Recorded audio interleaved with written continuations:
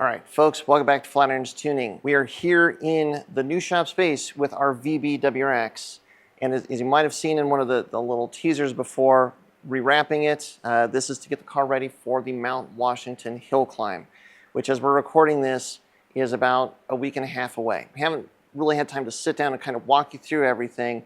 I'm going to give you kind of the high notes here of what has happened when we decided to turn this into the new rally car. First thing we did was we ordered up a custom cages, and so that is now in the car. It's been installed, it's welded in. Then we decided that this was going to be the platform that we were going to run at Mount Washington instead of the Pikes Peak car. It's because we found out that we could not run the Pikes Peak car at Mount Washington. There's a couple reasons for that. One is because at the time we thought we were going to have to put a restrictor in front of the turbo, which was not exactly the case. But the biggest thing was, or the biggest factor was, we found out that there were a couple of bars in the cage that the Pikes Peak car would have had to have had installed, which we didn't because Pikes Peak has different cage standards than Mount Washington. But fortunately, the FIA spec cage in the VB does, and so then that kind of like sealed the deal. Like, okay, well then it has to be this car. The scramble was basically we needed to find out a way to tune it. Now we've got a lot of stuff, electronics removed from the VB. Center console is gone, all the eyesight stuff is gone. Rather than try and work through any of the electronic faults that we'd have with the stock ECU by removing all that stuff, so we elected to go with a MoTeC. So the MoTeC is now in the car. We actually just got the car back from the dyno. So let's throw back to having the VB on the dyno with Harvey, and let's see how that went.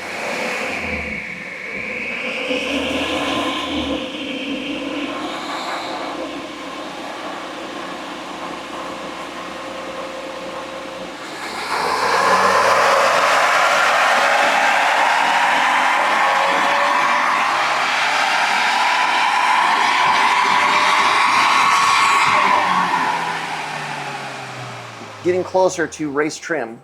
So we've now got the MoTeC in the ECU, so we can tune it.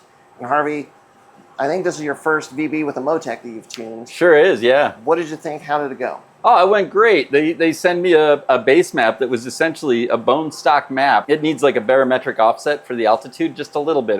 It's about a 10% trim. Other than that, the base map was perfect. And then really, you know, I've always struggled with some of the newer MoTeC systems, but for some reason it's just gelling in my head. I think a lot of it is that the base map is so good and already running perfectly. So my job is no longer to like set up sensors and make things run. My job is now to just sort of take what the stock car, bone stock car with a bone stock map running bone stock power, and then see what I can get out of it safely.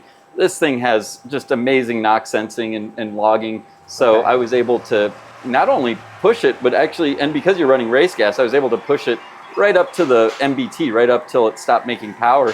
And I still didn't see any knock at all. So, you know, back off your regular little bit and let her rip. And it really picked up a lot of power. Where did we land power-wise? What is it? 286, and we started at 237. Okay, that's not bad. Yeah, the other really amazing thing is how consistent this is. These aren't the only pulls that are this consistent. There's a number of other ones. I can only load 6 at a time. So here's 3, the last 3 I did are within 1 horsepower or less than a horsepower difference. So we're sitting very reliable. Yeah. So that's good. The car right now as it sits is totally stock. So it's a stock everything. Stock turbo, stock intake, stock engines, stock exhaust. Yeah. Like stock as can be, because we kind of have to stay close to that for the class that we're shooting for long term. So like this is showing the potential in a completely stock car just with 100 octane race gas in the tank. Yeah, I'm loving it. The FA engines that Subaru's produced, as far as how high the compression ratio is and how much it dislikes 91 octane gasoline. Right. When people bring these cars in, it's a big game of not so much let's see how much power we can get, but let's see how safe we can make this car that hates this fuel because of the amount of boost it runs, the compression ratio.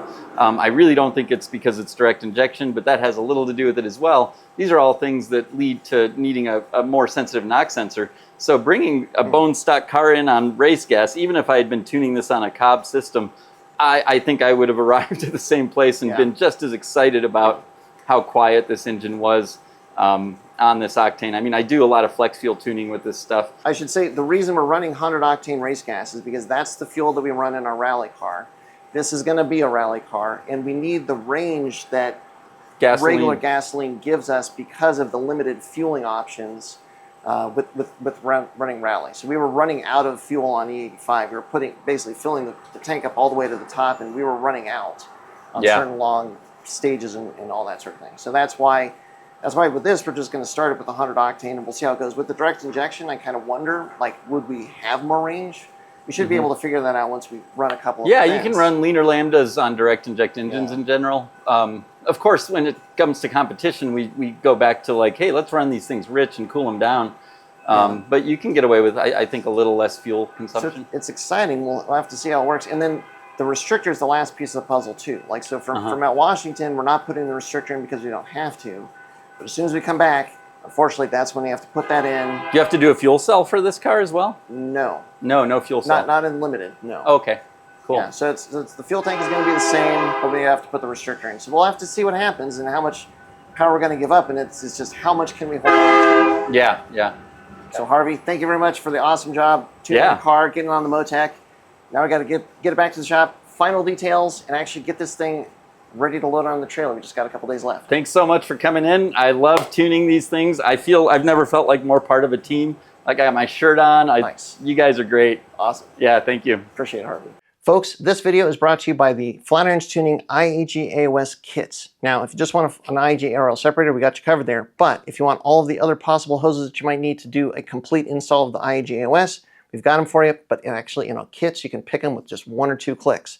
If you want the 3MI AOS drain hose, or if you want the couple of other factory PCV hoses, part of the balance tubes that aren't replaced or touched with AOS install, we've got you covered, and we've got a kit. You just pick your year and model car, the hoses that you want. 1 click, you get everything that you need to do a full refresh and install your IAG AOS the right way with a 3MI drain hose. So check out FlatironsTuning.com. We greatly appreciate your support as always. Now let's get back to that video. So now that the car is back from the dyno, we made a decent amount of power. We actually picked up power compared to what we were running just with the Cobb off-the-shelf flex fuel map, so that is encouraging. We had the car initially tuned on race gas that we've been running in the rally car, 100 octane. There's a lot still that needs to be done, and as we're recording this, it's literally just a couple of days before this car has to be in a trailer and headed out to Mount Washington. But we're getting very close, and I think we're going to make it. Other things we're having to make some decisions on are the DCCD. For one, we're having some issues getting power to the IDCCD controller. We're going to try and resolve that, but we've got a lot of other stuff interior to the car just to meet all the safety requirements. That's going to take priority because we have to have that. Time is now our enemy. We have to finish the wrap and again, get the car put together inside. And then we really, ideally, we want to kind of drive it around a little bit. We want to check the height of the suspension. The suspension that's on the car is the Cusco 03Gs that we had put on it before.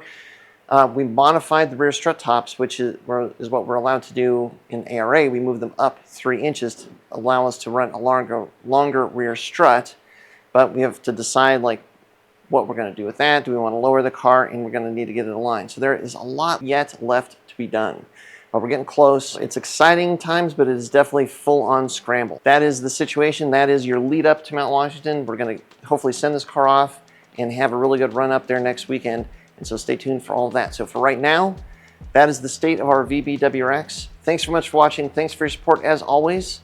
And until next time, stay tuned to Flatirons Tuning.